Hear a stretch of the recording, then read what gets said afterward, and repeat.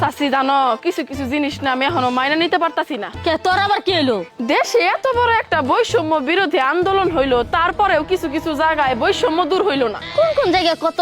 না যেমন ধরো গতকালকে একটা হসপিটালে গেছিলাম, ওইখানে নারী ও শিশু বিভাগ আছে কিন্তু পুরুষ ও শিশু বিভাগ নাই। আবার স্ত্রী রোগ বিশেষজ্ঞ আছে, স্বামী রোগ বিশেষজ্ঞ নাই। আবার নারী কমিশন গঠন হইলো, পুরুষ কমিশন গঠন হইলো না। এগুলা কি বৈষম্য না?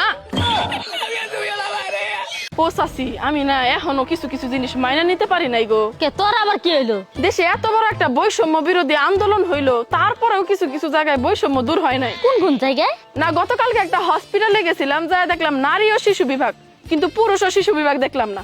আবার দেখলাম স্ত্রী রোগ বিশেষজ্ঞ কিন্তু স্বামী রোগ বিশেষজ্ঞ দেখলাম না। আবার নারী কমিশন গঠন হইলো, পুরুষ কমিশন গঠন হইলো না। এগুলা কি বৈষম্য না? বলতো বিথি, ইন্ডিয়ান সব ক্রিকেটারদের মধ্যে সবাই কোটিপতি কিন্তু ধনী মাত্র একজন, কত কে? সব কোটিপতির মধ্যে একজন ধনী, এটা কেমনে সম্ভব? এটা জীবনে সম্ভব না। সম্ভব সম্ভব, কারণ একজন ক্রিকেটার আছে, ওনার নাম মহেন্দ্র সিং ধোনি।